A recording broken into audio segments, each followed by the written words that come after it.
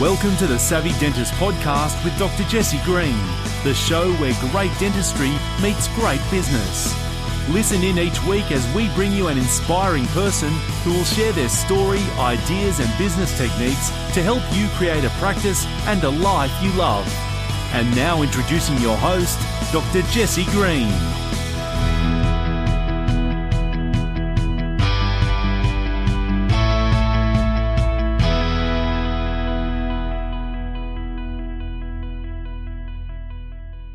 Hello everyone, it's Jesse Green here. Welcome back to SavvyDentist.com and to the Savvy Dentist podcast. It is wonderful to have you here as always. Now, if you're like me, you've probably observed Amazon and thought, wow, what an incredible business. I wonder how they did it. And clearly there's work, there's effort, but beyond the work and effort, there's strategy, there's execution, there's a lot of lessons in there.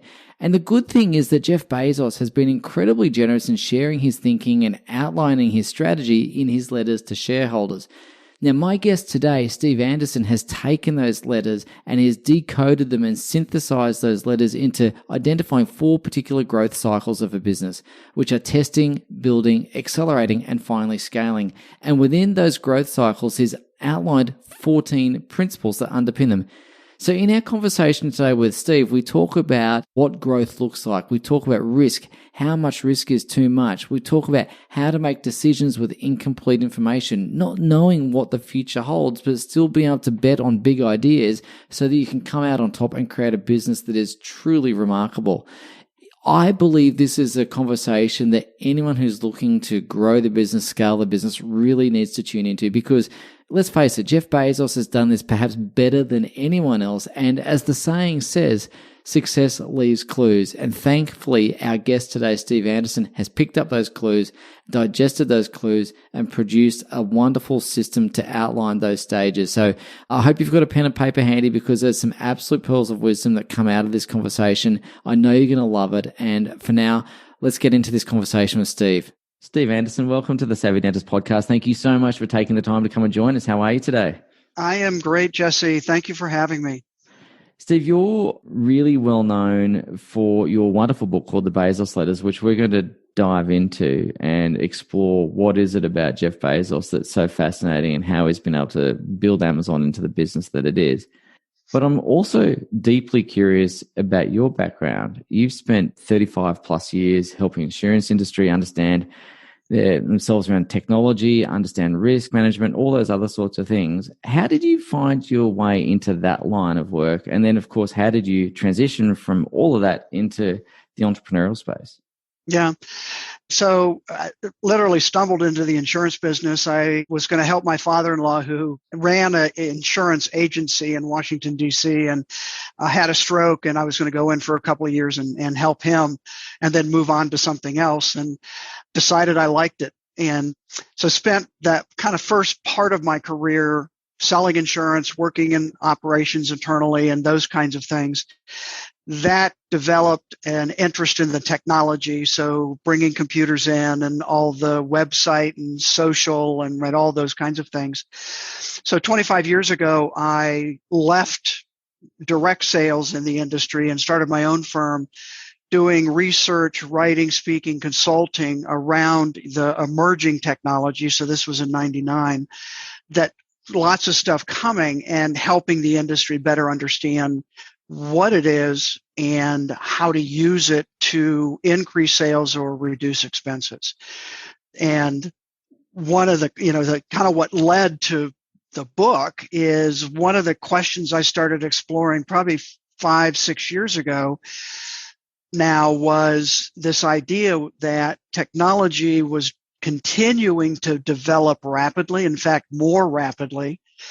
And I started asking the question, is the biggest risk a business faces actually not taking enough risk, right? Which is very counterintuitive coming out of the risk management insurance where, our whole purpose was to help mitigate risk or protect and provide financial resources if something should happen.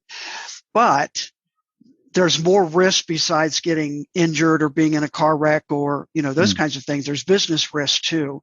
And I looked at technology and realized that those that weren't willing to keep up with it were actually worse off than those who would embrace it. But that also means you got to try some stuff that doesn't work, right? So that started that thought process.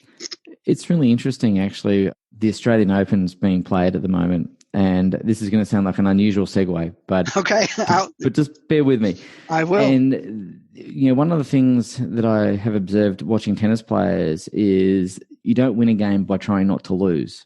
You've got to hit for the lines. You've got to be able to push the margins. You've got to be able to hit for the lines to open up the court, or in other words, push things to open up other opportunities. And what I'm hearing you say is one of the biggest risks is not playing hard enough or not hitting for the line enough to open up those opportunities, and therefore Correct. Always being kind of at the effect of others. Yeah, I think that's absolutely true. And as I explored that question, there were some now pretty well-known companies who had not done that well. So Kodak, BlackBerry, Blockbuster, Sears here in the U.S., lots of companies who literally at one time were at the forefront. And unfortunately, again, one of the things that I realized is one of the biggest risks a business faces is their success, because there's this natural tendency to protect what got you there, not look at the future and continue to experiment to figure out what's next. That certainly was one of Kodak's issues, and BlackBerry, frankly. So kind of looking at that side, but then also looking for companies that had done it well. And that's where I came across Amazon. Obviously a successful company. We can talk about that. But what was sort of different is I came across the letters to shareholders that Jeff Bezos started writing when they became a public company in 1997. And I realized that there was a treasure trove of advice and wisdom in those letters. And I think that's one of the things that is unique about Bezos. And there may be other examples, but at least for me, that was unique in his willingness to share that information and talk about it. And I mean, literally, I read through, at the time there were 20 letters, and I read through every one of them in order over a few days and started seeing patterns and the way he thought about business. And I would say, is a very counterintuitive business person.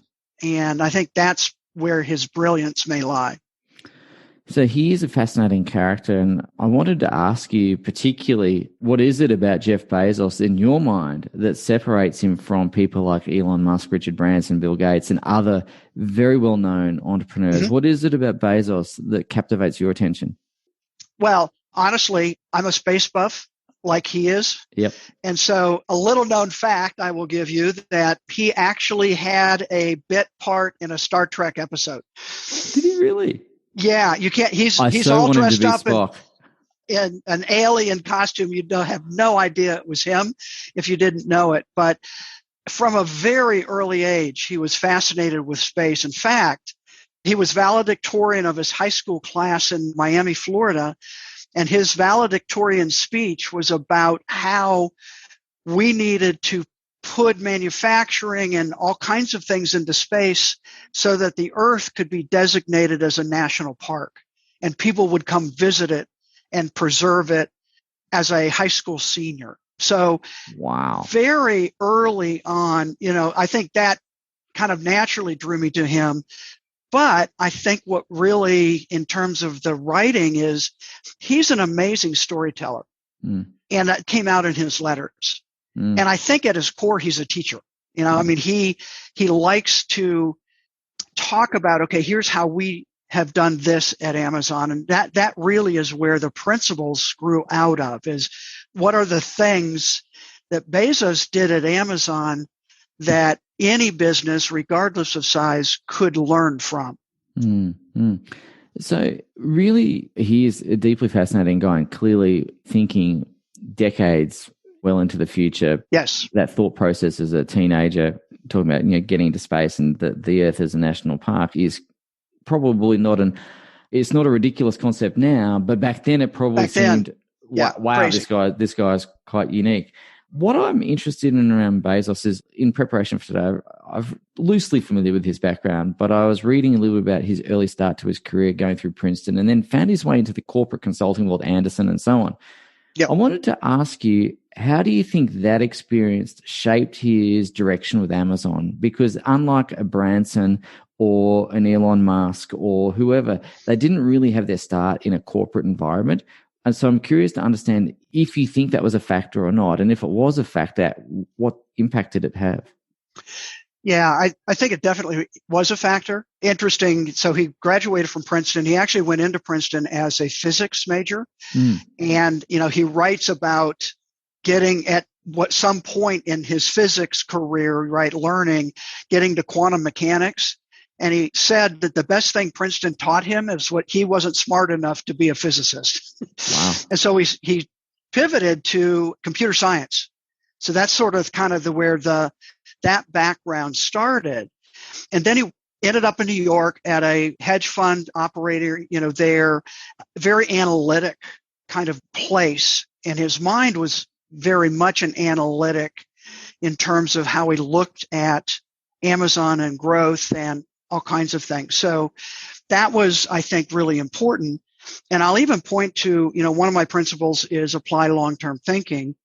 And one of the things that he almost single-handedly did with Amazon when they went public is he said in that very first letter, we will make decisions based on long-term issues or profitability and shareholder value. And he ignored Wall Street's quarterly earnings stuff for years and years and years, and frankly got away with it, surprisingly so. So there were, I think, a couple things there. He understood the mechanics of the finance stuff from his background there, so he knew what the important indicators were, and he stuck to those at Amazon.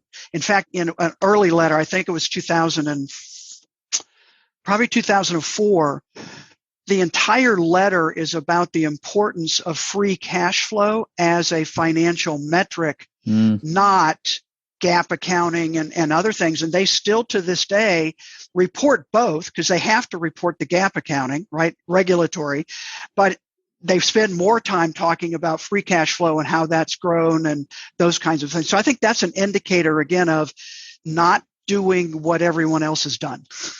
Or does. I'm so glad that you talk about free cash flow, and I'm just going to go off on a small little tangent because in the work that we do as well, we talk a lot about free cash flow and its importance. And of course, everyone knows the saying that revenue's vanity, profit is sanity, cash is king. We get that, but not many people actually measure it. Yes. And track it and so on. We do that. So I didn't know that Bezos was so fastidious about that. So that's a really good insight.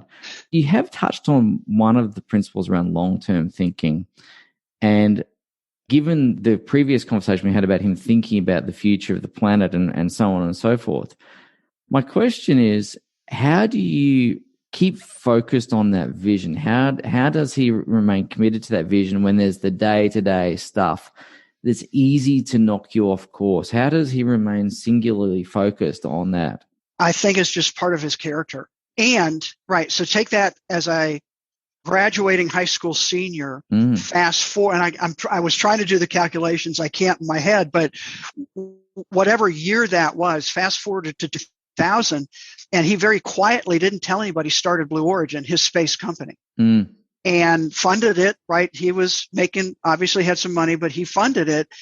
And now we're at 2021. He's still funding it, but 21 years later, it's just starting to hit its stride, if I can say it that way. Yeah. So I think that is a characteristic of him. And I have to say, again, his background, his grandfather had a tremendous effect on him. And I think a lot of that may come from his time spent at his grandfather's ranch in West Texas when he was a teenager. Actually, from when he was like 4 or 5 until he was 16 or 17, he spent every summer with his grandfather and grandmother at their ranch and learned kind of that self-reliance. And if you have a project, you stick to it. And I think a whole bunch of lessons he learned there. Yeah, fantastic. What a wonderful summer experience that would be to have Yep. that. That's fantastic. Steve, you talk in your book, there's 14 elements around growth, but 4 stages, and you talk about testing, building, accelerating, scaling. Can we just take a macro view for a moment about Sure. those 4 steps? And then, of course, we'll dive into some of the 14 elements around that. We've touched on one, which is long-term thinking. But I'm wondering if you can give me a bit of an overview of what you mean by test, build, accelerate, and scale, so that we've just got that frame to focus on. Sure. I think a couple things. One, let me say that the 14 principles each stand on their own, but they each interact with each other. Yep. So there's that kind of duality that goes on there. And what I realized is kind of as a way for people, at least to get my concept of how the principles work together, that there really are at least 4 cycles, I'll say 4, that every business goes through, regardless of whether you're a startup or you've been around for 20 years. And that is testing. Do I have a product? If I'm an existing business, what new product do I need to be bringing on and thinking about? So I have principles around that.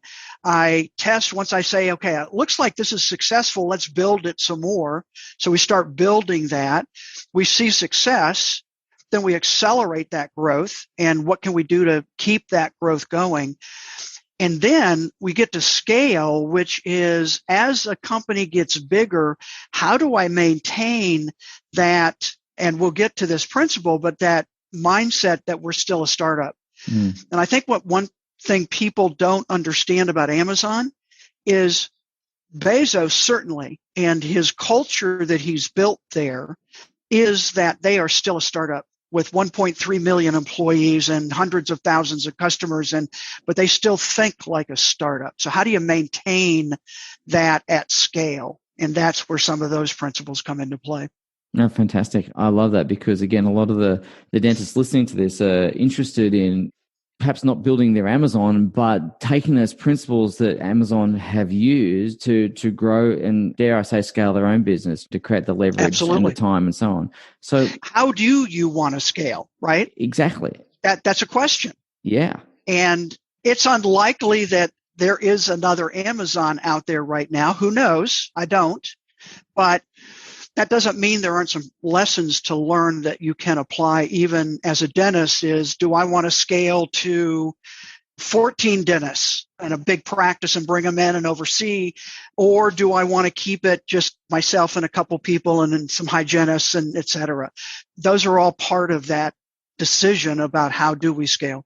I think that's a really good point, because I think one of the misconceptions is around what scaling actually is. Mm-hmm. Scaling doesn't mean, in my mind at least, that you have to be omnipresent like Bezos, like Amazon. You don't have to have your fingers in every pie in the world to have created a scaled enterprise. So I guess for me, scaling really could mean multiple things for different people. It could mean having 14 practitioners under the one roof, like you just said. It could be owning multiple practices around the countryside, even if it's a regional domination thing. Or it could be just creating enough leverage in your own practice to have money and time in the quantities that make sense for you. I think it's a personal definition. Does that work for you? Absolutely does.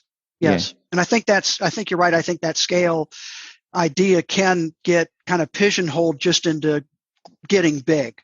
Yeah. And that is certainly a danger of using Amazon as an example, because they have gotten big, but they've gotten big in multiple businesses, right? So that's a whole nother kind of piece of what Amazon has done, is identified other opportunities through the testing, building, and accelerating, that now they're able to scale into multiple areas, which as the organization as a whole makes them bigger. Yeah, absolutely. And with an obsession of free cash flow as they go. Yes. Because growth Yes. can be expensive, right?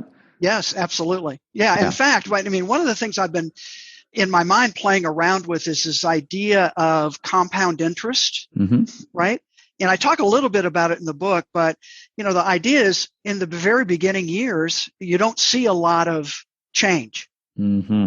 And then you get that hockey stick all of a sudden. The compounding actually starts being really meaningful. And Amazon had that. I mean, they had 10, 15, 12 years, maybe more, of no profits because they were plowing everything back into building out their infrastructure. And again, that's long-term thinking. And there are a couple of things that go into how he was able to do that. But he set the stage in that first 1997 letter very clearly that we believe that market share is a key indicator of future success. So they needed to grow and to scale and spend all their money doing that in the early years. And now you look at their stock price over the last 10 years. I mean, it's the hockey stick again approach, but it wouldn't have happened without that early investment. What I'd really like to ask you around this is the world in 1997 was very different compared to what it is today. Technology, like chalk and cheese. I remember dial-up modems. I remember. I do too. Yeah, and there'll be a whole group of people listening to this going, "What are you talking about? What's that?" Right? Well, yeah, you don't know that little ding, ding, ding noise that kind of goes.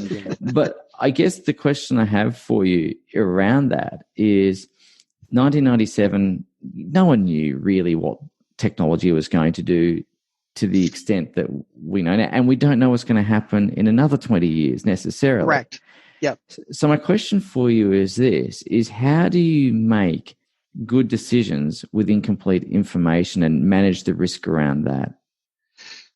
So that goes into a principle in the accelerate phase called generate high velocity decisions. So Bezos talks a lot about decision making at Amazon. And he describes it as doors and types. So type 1 decisions are, again, his words, a one-way door. They're big decisions. They're like an acquisition of a new company, or they're hard to reverse. Yep. And he said those decisions should be made slowly with lots of data and probably ultimately gut and intuition. Mm-hmm. He said, but most business decisions are not type 1. They're type 2. Type 2 decisions are reversible or two-way doors.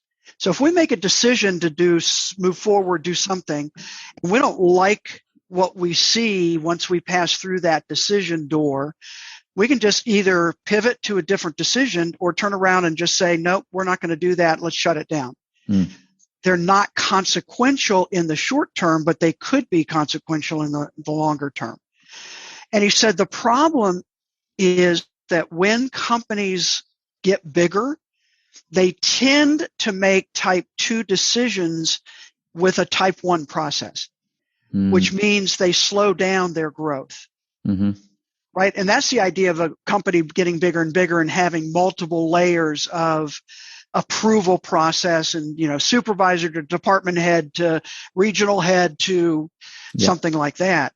And he said that slows things down. And Amazon has had an amazing ability to keep those decisions that should be made by a small group of highly qualified people at that level and not force them to move up in hierarchy. And it's because failure is okay at Amazon. In fact, it's encouraged. Again, that's one of the principles in the test phase, which is encourage successful failure. Well, what is successful failure? Is that being able to take a lesson away from it? Is that what they would deem as successful failure? Like learning? And you had mentioned earlier something along the lines of acceptable failure and unacceptable failure. What I always try and make sure people understand is Amazon has an intolerance for incompetence. So it is not about not being a competent person and just doing something that didn't work. And actually, Bezos describes it as kind of two different areas. Operational failure is bad, meaning his example was, we've built the 200 fulfillment centers. We know how to build a fulfillment center today. If we build a fulfillment center and it doesn't work right, that is not okay. But if we're testing a new product and it doesn't work the way we thought, what can we learn from it? And again, the example I use in the book, and I think one of the better examples, is the Amazon Fire phone. And this was Bezos' pet project. Yes. He headed it up, actually. So he thought the world needed a phone that was from Amazon to make it easier to shop on Amazon. Now, this was 2014. Yeah, I remember it. The iPhone had been out, right, 2007. Android phones were already there. Who needed another phone?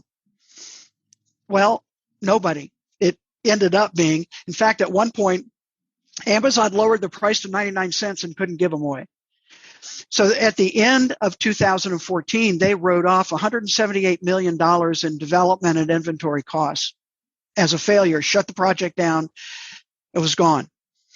However, so that was a failure, one of the bigger ones. Yep.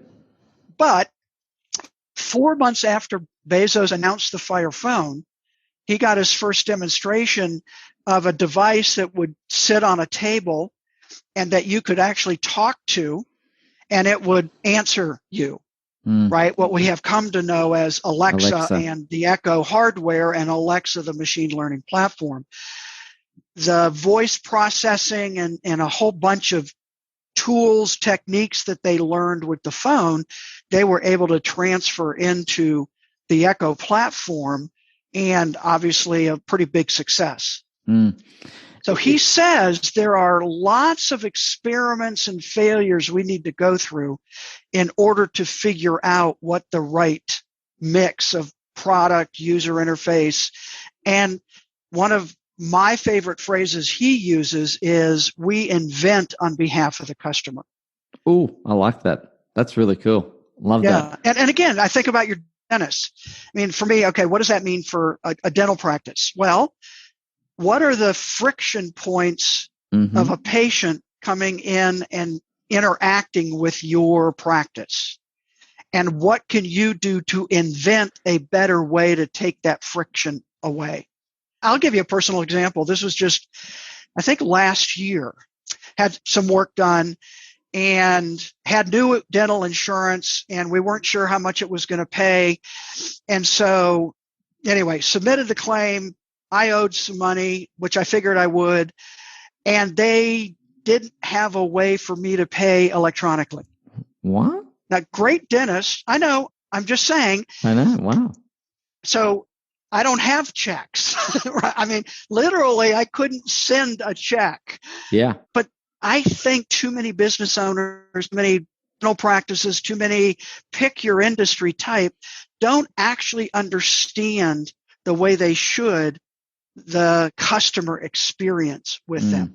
They think, oh, we're doing it great, when maybe they aren't. I think that there's a lot of, I think that, if we were to look at the customer experience and to slice it into fine slices, I think there's lots of micro frustrations, lots of micro friction points. And what you've described there is a significant one, obviously. Yes. But even if I'm thinking about people listening to this going, well, of course, we've got electronic payments and so on and so forth. But I think if we were to be really detailed around what is our patient experience, our customer journey looking like, and we'd divide that into lots of little micro touch points and interactions, there would be many moments of friction, many moments of opportunity, really, to reduce that friction and to enhance that experience a great deal. Right. I immediately think about in a medical practice, not a dental, but in a medical practice, right? It feels like every time I go, I have to fill out the same form over and over and over again, as opposed to going, here's what we have on you. Is it still accurate, or update? Any what's changes? Different? Yeah. Right. Again, a small thing, but frankly, Amazon has set the bar. They have. I'll say this. Think about why you buy on Amazon.com. Well, there's a multitude of reasons. Convenience, clearly. Yeah. Price is another one. It's competitively priced. So convenience, competitively priced, and reliability. When you order from Amazon, it's going to turn up. And if it doesn't, I'll fix it. Yeah, exactly. And the way I describe it is, it's easy. Yeah. It's just easy. Yeah. And what most people don't realize is Amazon have spent billions of dollars over the last 27 years making it easy so you don't even think about it. Yeah, isn't that fantastic? So let's dive into a couple of other elements here. I did want to talk a little bit about, in that testing phase, betting on big ideas, because that ties into the successful failure piece as well. Yes. And having the courage to bet on big ideas. $178 million is a big idea. And I guess from our audience's perspectives, big ideas might be a new location. It could be introducing new services. It could be whatever it happens to be. Right. But I wanted to ask you to just explain or explore a little bit about what that means in Amazon's world about betting on big ideas. It's probably best if I give you a couple of examples. Sure. Amazon Prime Yeah. was a big idea that no one on Bezos' senior leadership team thought was a good idea. Wow. Because, again, back to the finance background, right? They, quote, couldn't afford. And again, this is the early 2000s when e-commerce was just starting. What was the big friction point? Going to the cart and all of a sudden having a $25 shipping fee, which now made your competitive price not as competitive. Yep. Right? And so people abandoned carts, et cetera. And actually, what we know as Prime today was the third iteration. So they experimented with different ways. Early experiments were, if you have $50 worth of stuff, then shipping is waived. Or they had a couple different experiments along those lines. And they had early indications that people bought more at one time, especially to hit that threshold, right, of free shipping. Yes. And Bezos started asking, what happens if we take away and just pay for shipping? So he had a gut idea based on some data that it would actually be better. People would buy more. They would come back more often. It would be better for Amazon and better for their shareholders if they actually paid for shipping. That was a betting on a big idea. They didn't know if it was going to work or not. And again, fast forward, I think the latest number here in the US, I don't know about Australia, but I think 83% of households have a Prime membership. Why? Because you're almost stupid if you don't. Yeah, wow. That's huge market penetration. Think about it. Yeah. Yeah. Wow. And now all the other stuff that you get with Prime. So shipping is sort of like, oh yeah, but now you get video and you get some books, you get music, you get, I mean, there's a whole ecosystem of stuff around a Prime membership.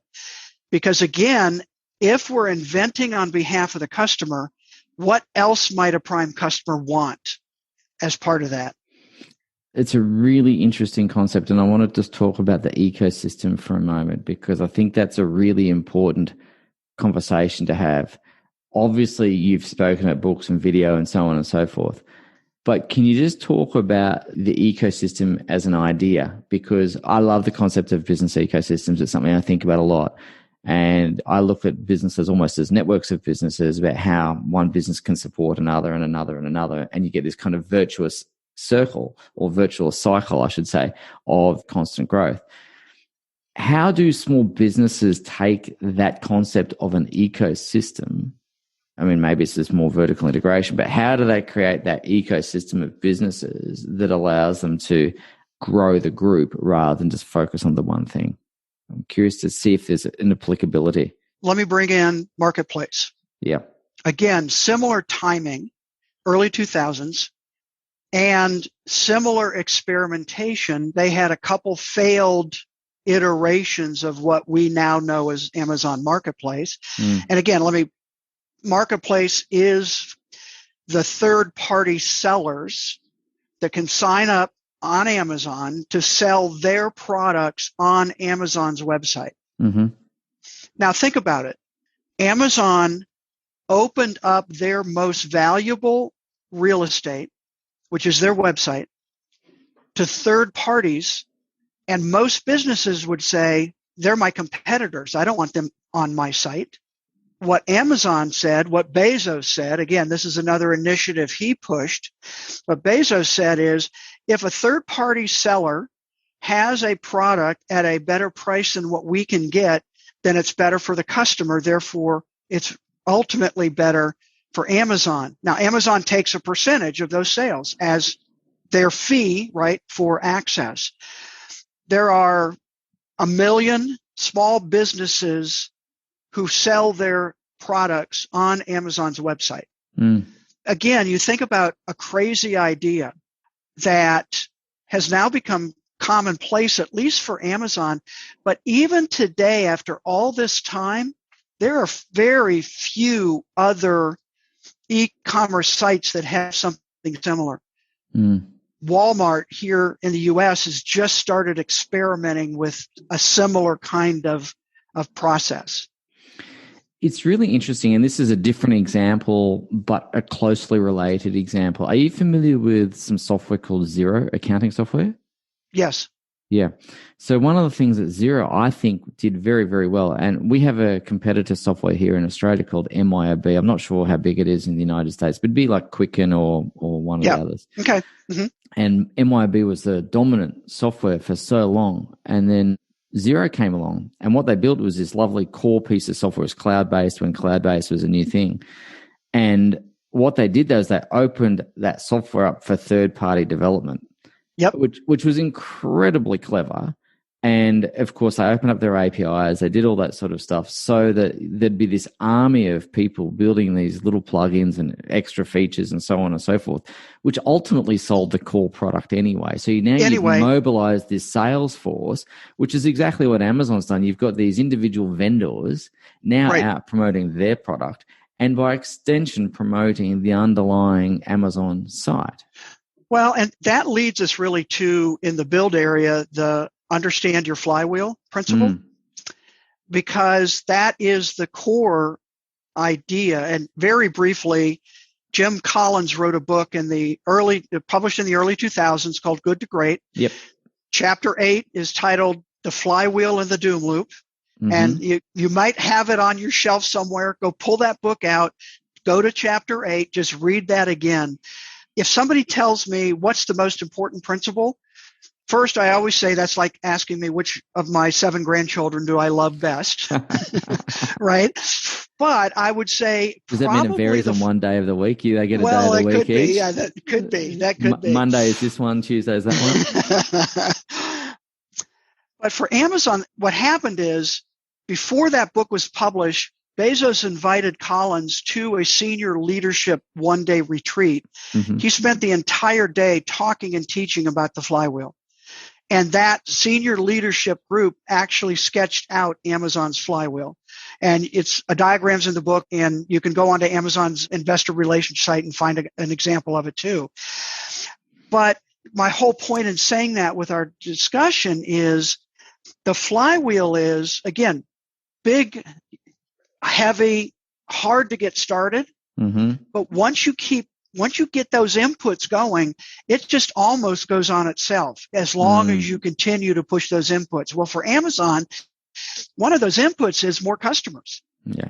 And third-party sellers bring more people to the website, which gets them exposed to more of Amazon stuff as well as other third-party stuff, which gives word of mouth, which brings more people, which for Amazon also gives them leverage with manufacturers to get better pricing. So kind of your point you said earlier was, and these are the customer pillars at Amazon: wide selection, low prices, and fast delivery. And pretty much everything points to those three. In fact, Bezos writes in one of his letters, we can't imagine a day where a customer would want less selection, higher prices, and slower delivery. Exactly right. Right? Yeah, totally. And so the flywheel is that kind of core piece. And as a dental practice, do you understand, growth may be your core piece. What are the things that you need to focus on in order to keep that flywheel going or making it go well? Yeah. Now, I also say this concept is the hardest to implement because it's hard to understand. It takes some real effort to figure it out for you. And what Collins identified is you have to execute well. If any one of those inputs isn't done well, the flywheel suffers and growth suffers, right? So it's kind of that catch-22 idea there, but it's an important concept. So I want to ask you, just to change gear for a second, with Amazon, clearly it's an extraordinarily successful company. Jeff Bezos is an extraordinarily successful CEO, founder, et cetera, like they've done so many things really, really well. Have they had any near-death experiences? Anything where they'd have I would say not lately, but certainly early on. So interestingly, the 2000 letter, so if you remember the .com bubble burst? I'm old enough to remember that, which is why I'm a little reluctant to dive into some of the popular things that are top of the pops today. Yep, exactly. I'm there with you. Their stock price went, and I'd have to look up to quote exactly, but their stock price went from like $50 or $60 down to, I believe, $8. Wow.